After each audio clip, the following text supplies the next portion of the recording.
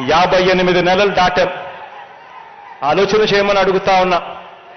మీ బిడ్డ, మీ అన్న ఇంకో 10-15 సంవత్సరాలు ఇదే ముఖ్యమంత్రి స్థానంలో ఉంటే ఈరోజు నేను చెప్తా ఉన్నాను,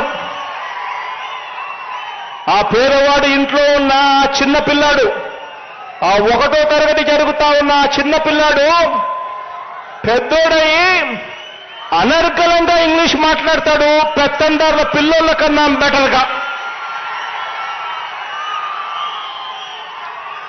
పేదవాడి భవిష్యత్ మార్పు జరుగుతుంది. ప్రతి ఒక్కరూ కూడా గమనించమని చెప్పి కోరుతా ఉన్నాను. మీ అందరూ కూడా ఇక రాబోయే ఈ 2 నెలలు మంచి చేసిన మన ప్రభుత్వానికి ప్రజల గుండెల్లోకి, వారి ఇళ్లల్లోకి ప్రతి స్థానం సంపాదించుకునే కార్యక్రమం చేస్తూ